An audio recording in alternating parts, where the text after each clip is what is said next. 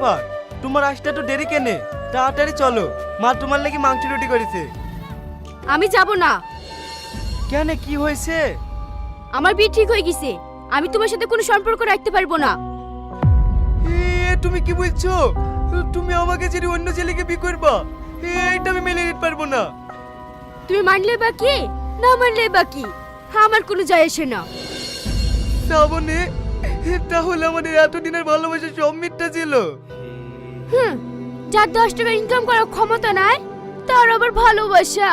তুমি জানো আমার যে ছেলের সাথে বিয়ে হয়েছে সে একটা বড় পুলিশ অফিসার।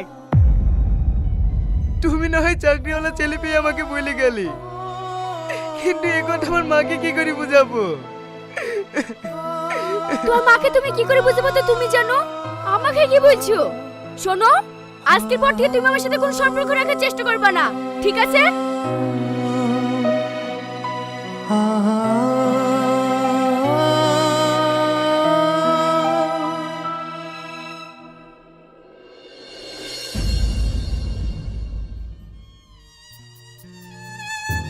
এই দুনিয়াতে সব চালাবে এইবার, টাকার কাছে ভালোবাসার কোনো মূল্যই নেই।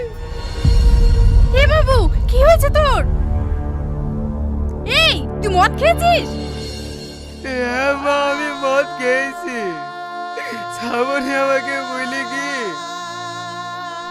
অন্য ছেলেকে বিয়ে করছে মা, অন্য ছেলেকে বিয়ে করছে। শ্রাবণী অন্য ছেলেকে বিয়ে করছে? মা, মা, মা। তারপরে মা মারার পর থেকে আমি শপথ লেছি, এই এলাকার কোনো মেয়ে কোনো ছেলেকে ভালোবেসি তাকে বাদ দি অন্য কোনো ছেলের সঙ্গে সংসার করতে দেবো না। এর জন্য যে মেয়ে ঢোকা অন্য ছেলেকে বিয়ে করছে তাকে কিডন্যাপ করি তার আক্কার বয়ফ্রেন্ডের সাথে বিয়ে দিয়ে দিছি। আজকে তুমি যা কিছু করছো এর জন্য আমি দায়ী, তাই না? বিশ্বাস করো, তোমাকে কাঁদিয়ে আমার সুখে নাই। পারলে তুমি আমাকে ক্ষমা করে দিও।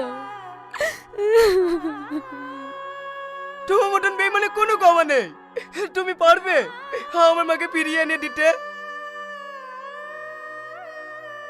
না, পারবো না তোমার মাকে ফিরিয়ে আনতে, কিন্তু আমি তোমার সেবা যত্ন করতে চাই। তুমি কি পারবে আমাকে জীবন সঙ্গী বানাইতে? কি বলছো তুমি? তোমার তো বিয়ে হয়ে গেছে।